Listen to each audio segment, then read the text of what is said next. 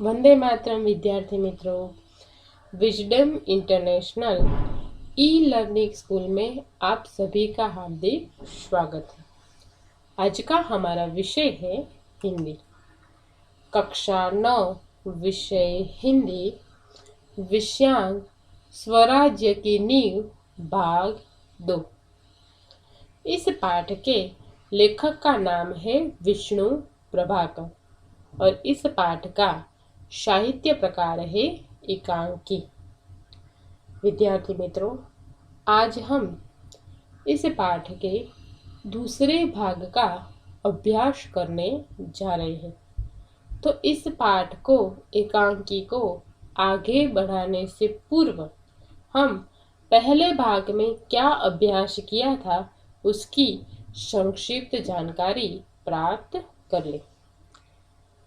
तो पहले भाग में हमने सबसे पहले विष्णु प्रभाकर का जीवन परिचय प्राप्त किया। उसके बाद महारानी लक्ष्मीबाई के जीवन के बारे में संक्षिप्त जानकारी प्राप्त की और हमने एकांकी की शुरुआत की, जिसमें हमने देखा था कि एक रंगमंच पर यानी कि स्टेज पर युद्ध भूमि का दृश्य अंकित किया हुआ है। पास में ही कैंप है और जिसमें महारानी लक्ष्मीबाई के तंबू का एक हिस्सा दिखाई दे रहा है। पर्दा उठते ही महारानी लक्ष्मी अपनी सखी जूही के साथ उत्तेजित अवस्था में मंच पर प्रवेश करती है और दोनों सैनिक की वेशभूषा में है। लक्ष्मीबाई जूही से क्या कहती कि जूही, यह क्या हो गया? झांसी, कालपी, ग्वालियर, ये सब जो मंजिलें थी वो आज ऐसा लग रहा है कि मानो दूर जा रही है। रानी लक्ष्मीबाई को अपनी प्यारी झांसी शत्रुओं के हाथ में चले जाने का डर है। स्वराज्य की मंजिल एक बार पास आकर दूर चली जाती है। रानी स्वराज्य को पास आते हुए देखती है कि तुरंत ही हिमालय जैसी बड़ी बड़ी बाधाएं उसके मार्ग में आ जाती है। जब वे इन बाधाओं को पार करती है कि तुरंत मुसीबतों के महासागर उसके सामने उमड़ पड़ते हैं और जब उन्हें पार करना चाहती है तो देखती है कि नाविक सो रहे हैं। नाविक अर्थात कौन? सेनापति तात्या, राव साहब, बांदा के नवाब, वो सोए हुए हैं अर्थात विलासिता में डूबे हुए हैं। रानी लक्ष्मीबाई को बहुत ही चिंता होती है। अचानक ही वो मौन हो जाती है और फिर मौन से बाहर निकलकर बोल उठती है कि जूही, मैंने प्रतिज्ञा की थी कि मैं अपनी झांसी नहीं दूंगी। और फिर तुरंत वो अपने आप को सतर्क करती है कि मैं अकेली हूँ तो क्या हुआ, मैं अपनी झांसी वापस लेकर रहूंगी। तब जूही कहती है कि कौन कहता है आप अकेली है? हम सब आपके साथ हैं। आप गीता पढ़ती है, आपको निराश नहीं होना चाहिए। तब लक्ष्मीबाई कहती है कि मैं निराश नहीं हूँ, लेकिन फिर भी मुझे बाबा गंगादास की वो बात याद आती है। तब जब उन्होंने कहा था कि हमारे समाज में छूत अछूत और ऊंच नीच का भेद नहीं मिटेगा और लोग भोग विलास को छोड़कर जनता के सेवक नहीं बनेंगे, तब तक हम अपने स्वराज्य को प्राप्त नहीं कर सकते। स्वराज्य केवल सेवा, तपस्या और बलिदान से ही प्राप्त होगा। तब जूही क्या कहती है? जूही कहती है कि महारानी, उन्होंने यह भी तो कहा था कि स्वराज्य की प्राप्ति से बढ़कर स्वराज्य की स्थापना के लिए भूमि तैयार करना भी उतना ही महत्वपूर्ण है। भले ही हमें स्वराज्य मिले या ना मिले, भले ही युद्ध में हम सफल हो या ना हो, वो ईश्वर के हाथ में है, लेकिन फिर भी स्वराज्य प्राप्त करने के नींव का हम पत्थर बन सकते हैं और ये हमारा अधिकार है।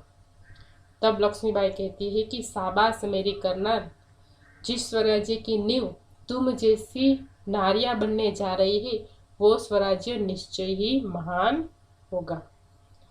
लेकिन फिर भी लक्ष्मीबाई को चिंता है, वो निराश है। वो क्या सोचती है? वो यह सोचती है कि हमारे पास अच्छी सेना है, बड़े बड़े योद्धा, राव साहब, बांदा के नवाब, रघुनाथ राव आदि जैसे बड़े योद्धा है, वो किस में डूबे हुए हैं? विलासिता में डूबे हुए हैं। उनके पास शक्ति है फिर भी वो दुर्बल है। तात्या जैसे सेनापति होते हुए भी सेना में किसी भी प्रकार का अनुशासन नहीं है, इसीलिए उसे चिंता है। उससे वो जूही से पूछती है कि हमारे पास सब कुछ होते हुए भी हम कुछ भी नहीं कर पा रहे हैं, उसका कारण क्या है तुम जानती हो? तो विद्यार्थी मित्रों, हमने यहाँ तक अभ्यास किया था जिसमें लक्ष्मीबाई पूछती है कि तुम जानती हो कि हम क्यों कुछ नहीं कर पा रहे? तब जूही कहती है, जानती हूँ महारानी, हम विलासिता में डूब गए हैं। तभी मुस्कुराती हुई मुंदर वहां प्रवेश करती है। मतलब जूही क्या कहती है कि हाँ महारानी, मैं जानती हूँ हम इसीलिए कुछ नहीं कर पा रहे क्योंकि हम सब विलासिता और भोग विलास में डूबे हुए हैं। और तभी वहां किसका प्रवेश होता है? मुंदर का। जूही और मुंदर रानी लक्ष्मीबाई की सहेलियां हैं। मुंदर, कौन कहता है कि हम विलासिता में डूब गए हैं? विलासिता में डूबे हैं राव साहब, बांदा के नवाब और सेनापति तात्या। मतलब कि जब जूही कहती है कि हम विलासिता में डूबे हुए हैं, तब मुंदर कहती है कि हम नहीं, हम विलासिता में डूबे नहीं हैं। विलासिता में तो कौन डूबे हैं? राव साहब, बांदा के नवाब और सेनापति तात्या। जूही, सहसा अर्थात अचानक। नहीं मुंदर, सेनापति नहीं। मतलब कि वो क्या कहती है कि सभी डूबे हुए हैं विलासिता में, लेकिन सेनापति नहीं। तब मुंदर मुस्कुराती है, ओह समझी, तुम तो उनका पक्ष लोगी ही। जूही दृढ़ स्वर में, मैं उनका पक्ष नहीं लेती, लेकिन जो तथ्य है उसको छिपाया नहीं जा सकता। सरदार तात्या राव साहब को अपने तनमन का स्वामी मानते हैं। मतलब कि जूही सेनापति तात्या का पक्ष लेती है तो मुंदर उसे चिढ़ाती है कि मैं सब कुछ समझती हूँ कि तुम सेनापति का पक्ष क्यों ले रही हो। तब जूही कहती है कि मैं उनका पक्ष नहीं ले रही हूँ, मैं तो जो तथ्य है वही बता रही हूँ कि वो राव साहब को स्वामी मानते हैं, उसकी सेवा करते हैं, तन मन से उसके प्रति प्रेम भाव रखते हैं। मुंदर, और तुम उनको अपना स्वामी मानती हो, बराबर।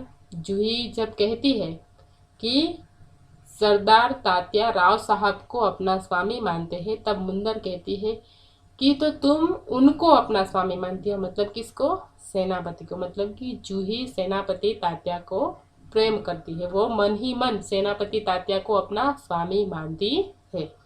जूही, हाँ मैं उनको अपना स्वामी मानती हूँ और मानती रहूंगी, लेकिन उनसे भी अधिक मैं महारानी को अपना स्वामी मानती हूँ, और महारानी से भी बढ़कर मैं अपने देश को अपना स्वामी मानती हूँ। देश के लिए मैं सरदार को भी ठुकरा सकती हूँ और ठुकरा चुकी हूँ।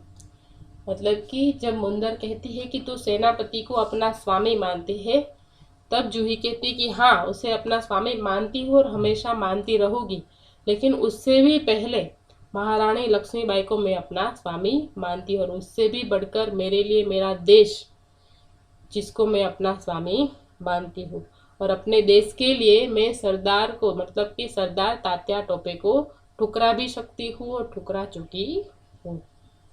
मुंदर सक पकाकर, थोड़े आश्चर्य में आकर, जूही तू तो नाराज हो गई, मेरा यह मतलब नहीं था, मैं तो केवल इतना ही कहना चाहती थी कि जब तूने उन्हें अपना स्वामी मान लिया है तो तू उन्हें रोकती क्यों नहीं। मतलब मुंदर तुरंत कहती है कि जूही तू तो मेरी बात से नाराज हो गई, मेरे कहने का मतलब यह नहीं है, मैं तो सिर्फ इतना कहना चाहती हूँ कि अगर तू सेनापति तात्या से प्रेम करती है, उसे अपना स्वामी मानती है मन ही मन, तो फिर तुम उनको विलासिता में डूबते हुए रोकती क्यों नहीं? तू उसे रोक सकती है, जो विलास से भोग विलास में डूब रहे हैं, सब कुछ देखते हुए भी अनजान हो रहे हैं, तो तू उसे रोकती क्यों नहीं? लक्ष्मीबाई, जूही ने उन्हें रोका है मुंदर, मैं जानती हूँ।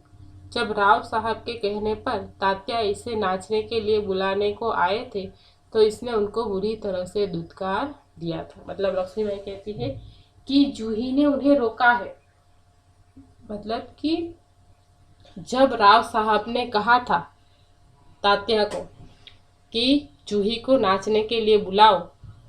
जूही एक नर्तकी थी, वो नाचती थी, नाचने का काम करती थी। तो एक बार राव साहब ने तात्या को कहा कि जूही को नृत्य करने के लिए बुलाओ।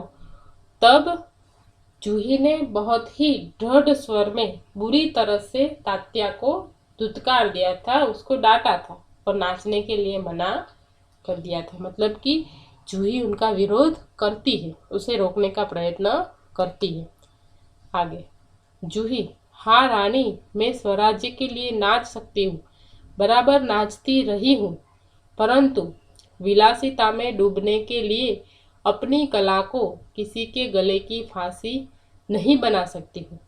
जो मुझको ऐसा करने के लिए कहते हैं उनको मैं ठोकर ही मार सकती हूँ। मतलब जूही कहती है कि मैं स्वराज्य के लिए नाच सकती हूँ और बराबर नाचती रही हूँ, परंतु जो विलासिता में डूबे हुए हैं उनके लिए मैं नाच नहीं सकती, और जो मुझको ऐसा करने के लिए कहते हैं मैं ऐसे लोगों को ठोकर मारती हूँ।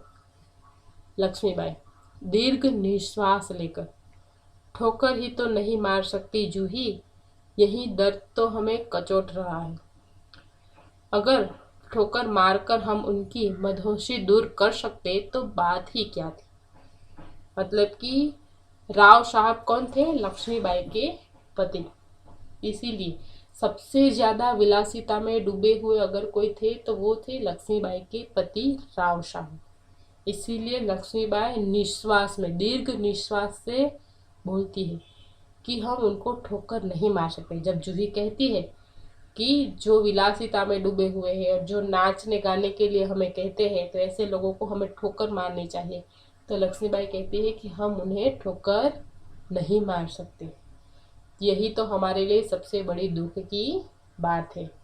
अगर हम ठोकर मारकर उनकी मदहोशी, मतलब कि उनके ऊपर जो भोग विलास का भूत चढ़ा हुआ है, धून चढ़ी हुई है, वो हम उतार नहीं सकते।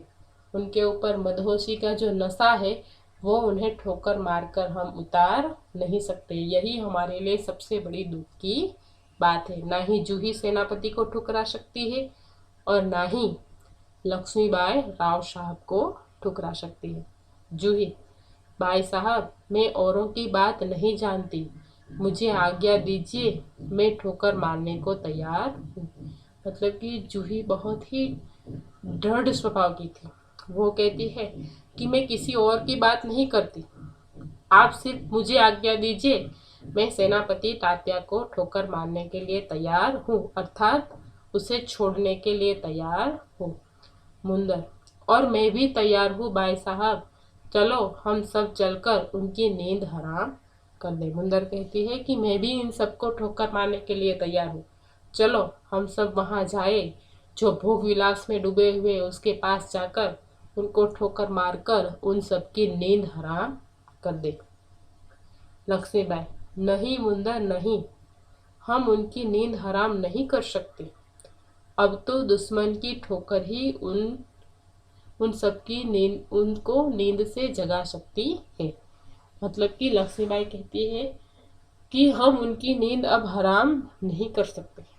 अब तो जब उन लोगों को दुश्मन की ठोकर मिलेगी तब जाके उनकी नींद उड़ेगी, नींद से वो जाग पाएंगे। जब वो हारेंगे, जब झांसी ग्वालियर सब उनके हाथ से निकल जाएंगे, तब उनकी नींद उड़ेगी। जूही, दुश्मन की ठोकर, यह आप क्या कह रही है? लक्ष्मीबाई, हाँ जूही, दोस्त की ठोकर अविश्वास की खाई को और भी चौड़ा कर देगी। मतलब कि लक्ष्मीबाई की कहने की बात सच्ची है। उसने सत्य कहा कि दुश्मन तो ठोकर मारते ही है, लेकिन जब दोस्त ठोकर मारते हैं तो मन में क्या पैदा होता है? अविश्वास पैदा होता है। और उसके प्रति जो भाव है वो टूट जाता है। जूही, मुंदर, लक्ष्मीबाई ये सब उनके दोस्त थे, सेनापति तात्या, राव साहब और बांदा के नवाब के। और जब दोस्त ही ठोकर मार दे तो मन में अविश्वास पैदा होगा। इसीलिए लक्ष्मीबाई कहते हैं कि अविश्वास की खाई को वो और भी चौड़ा कर देगी। क्या तुम नहीं जानती कि हम एक दूसरे को किस दृष्टि से देखते हैं? क्या ऐसी स्थिति में मेरे कुछ कहने से शंकाओं की घटा और भी गहरा नहीं उठेगी? मतलब कि हम सब एक दूसरे को एक प्रेम भावना की दृष्टि से देखते हैं। अगर ऐसी स्थिति में मैं अगर कुछ कहूँ तो चारों ओर शंकाओं के बादल घूम जाएंगे और अविश्वास का भाव पैदा होगा। मुंदर, बाई साहब ठीक कहती है। शंकाएं अविश्वास पैदा करेगी और उस अविश्वास से उत्पन्न निराशा को दूर करने के लिए पायल की झंकार और भी जनक उठेगी। मतलब कि ठोकर मारने से शंकाएं पैदा होगी और शंका के कारण मन में अविश्वास होगा और उसी अविश्वास को दूर करने के लिए ये सभी लोग क्या करेंगे, वापस उसी पायल की झंकार को सुनने के लिए उनके मन में जो झनक थी वो ज्यादा उठेगी, ज्यादा वो भोग विलास करेंगे, ज्यादा मदिरा पान करेंगे। इसीलिए हम ऐसा कुछ भी नहीं कर सकते। श्रीखंड और लड्डुओं पर जान देने वाले ब्राह्मणों के आशीर्वाद का स्वर और भी तेज हो उठेगा। मतलब कि श्रीखंड और लड्डुओं की लड्डू पर जान देने वाले ये जो ब्राह्मण है उसके आशीर्वाद का स्वर भी तेज उठेगा। मतलब कि ब्रह्म भोज कराया जाएगा और नर्तकियों के पायल की झनकार भी और बढ़ जाएगी।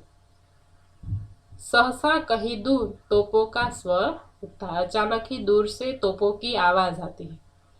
लक्ष्मीबाई, और जूही तू अगर तात्या को खोज सके तो तुरंत उन्हें यहाँ आने के लिए कह। दूर से अचानक ही किसकी आवाज आती है? तोपों की आवाज आती है। इसीलिए तुरंत ही लक्ष्मीबाई सतर्क हो जाती है और उससे क्या कहती है कि अगर तू तात्या को कहीं से ढूंढ सके तो उसे ढूंढकर यहाँ ले आ। तो जूही क्या कहती है? खोज क्यों नहीं सकती? आपकी आज्ञा होने पर मैं उन्हें पाताल से भी खींचकर ला सकती हूँ। जूही तुरंत कहती है कि अभी उसे ढूंढ कर लाती हूँ, कहीं पर भी हो मैं पाताल में से भी सेनापति तात्या को ढूंढ कर लाती हूँ। जाने के लिए मुड़ती है कि रघुनाथ राव तेजी से प्रवेश करते। रघुनाथ राव, महारानी आपने सुना? लक्ष्मीबाई, क्या रघुनाथ? रघुनाथ राव, महारानी जनरल रोज की सेना ने मुरार में पेशवा की सेना को हरा दिया। मतलब कि रघुनाथ राव कहता है कि जनरल रोज की जो सेना थी उसने मुरार में पेशवा की सेना को हरा दिया है। जूही कांप कर, क्या पेशवा की सेना हार गई? लक्ष्मीबाई, पेशवा की सेना हार गई, यह अच्छा ही हुआ। अब पेशवा की आंखें खुलेगी। रघुनाथ अपनी सेना को तैयार होने की आज्ञा दो। रोज ग्वालियर का किला नहीं ले सकेगा। मतलब कि पेशवा की सेना हार गई, अब पेशवा की आंख खुलेगी। और रघुनाथ को वो किसकी आज्ञा देते हैं? वो कहते हैं कि अपनी सेना को तैयार करो, हम ग्वालियर का किला किसी भी कीमत पर उसके हाथ में नहीं जाने देंगे। रघुनाथ, मैं जानता हूँ वह कभी नहीं ले जा सकेगा। मैं अभी सेना को कूच के लिए तैयार करता हूँ, केवल आपको सूचना देने के लिए आया था। रघुनाथ क्या कहता है कि मैं जानता हूँ हम ग्वालियर का किला किसी भी कीमत पर अंग्रेजों के हाथ में नहीं आने देंगे। फिर वो कहता है कि मैं सेना को कूच के लिए तैयार करता हूँ, सिर्फ आपको सूचना देने के लिए ही आया। और फिर वो जाता है। लक्ष्मीबाई, और जूही तुम भी जाओ। अचानक बाहर देखकर, लेकिन ठहरो, शायद सेनापति तात्या इधर ही आ रहे हैं। जूही जैसे ही जाने के लिए तैयार होती है कि सेनापति तात्या का प्रवेश होता है। जूही, बाहर देखकर, जी हाँ, ये तो सरदार तात्या ही है। सरदार तात्या का प्रवेश। लक्ष्मीबाई, कहिए सरदार तात्या, आज आप इधर कैसे भूल पड़े? लक्ष्मीबाई उसे ताने मारती है और कहती है कि आज यहाँ कैसे भूले पड़ गए? तात्या, भाई साहब, मैं किसी के लिए सरदार हो सकता हूँ पर आपके लिए तो सेवक ही हूँ। मतलब लक्ष्मीबाई उसे क्या कह के बुलाती है? सरदार तात्या।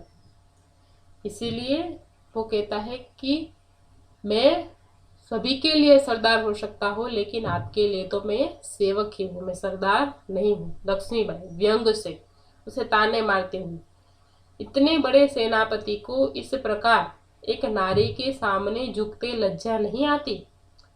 खैर, छोड़ो इस बात को, यह तुम्हारी विनम्रता है, लेकिन यह तोपों की आवाज कैसी आ रही है? कौन सा उत्सव मनाया जा रहा है? शायद चटुकारों में जागीर बांटना अभी खत्म नहीं हुआ है। मतलब कि लक्ष्मीबाई सेनापति तात्या को ताने सुनाती है कि इतने बड़े सेनापति होते हुए एक नारी के सामने झुक गए, तुम्हें लज्जा नहीं आती? इन सब बातों को छोड़ो, लेकिन आज ये तोपों की आवाज आ रही, वो किसकी आवाज है? कौन सा उत्सव मनाया जा रहा है? कहाँ पर जागीर बांटी जा रही है? तात्या कहता है, भाई साहब, आपको हमें लज्जित करने का पूरा अधिकार है, हम इसी योग्य है, लेकिन जो कुछ हो रहा है वह आप जानती ही हो। मतलब कि वो कहता है कि आप सब हम सबका अपमान करती हो तो इसका आपको पूरा अधिकार है, हम इसी के योग्य हैं, लेकिन आप जानती ही हो कि आजकल कैसी परिस्थिति है। लक्ष्मीबाई, शायद ब्रह्म भोज के उपलक्ष्य में ये तोपें चल रही है, ब्राह्मणों को भोज कराया जा रहा है, इसीलिए ये तोपें चल रही है। श्रीखंड और लड्डुओं के लिए घी शक्कर की कमी तो नहीं पड़ी? अभी भी लक्ष्मीबाई क्या सुना रही है? ताने सुना रही है। वो कहती है कि ऐसा लग रहा है कि मानो ब्रह्म भोज की तैयारियां हो रही है, ब्राह्मणों को भोजन खिलाया जा रहा है। तो वो पूछती है कि श्रीखंड और लड्डू के लिए घी और शक्कर की कमी तो नहीं पड़ी ना? जूही, सरकार, इस बार इनको माफ कर दीजिए। जूही वापस सेनापति तात्या का पक्ष लेती है और क्या कहती है कि महारानी, इस बार इनको माफ कर दीजिए। तात्या व्यग्र होकर, भाई साहब, आप यूं कब तक फटकारती रहेगी? लक्ष्मीबाई, तू कहती है, अच्छा, लेकिन तभी मुंदर का प्रवेश होता है। मुंदर, सरकार, सेना तैयार है। लक्ष्मीबाई, तो मैं भी तैयार हूँ।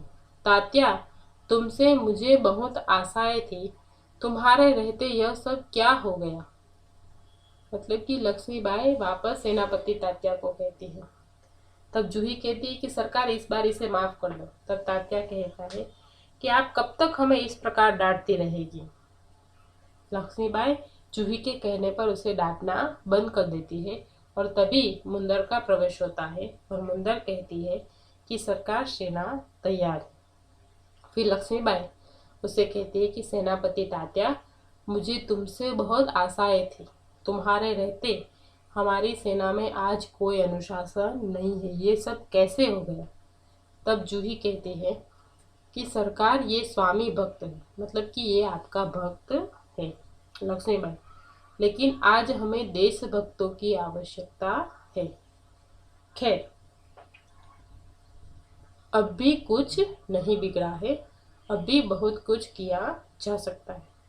मतलब कि अभी भी कुछ बिगड़ा नहीं है, मतलब कि अभी भी हम हमारे राज्य को बचा सकते हैं। विद्यार्थी मित्रों, आज हम यहाँ तक ही पाठ का अभ्यास करेंगे।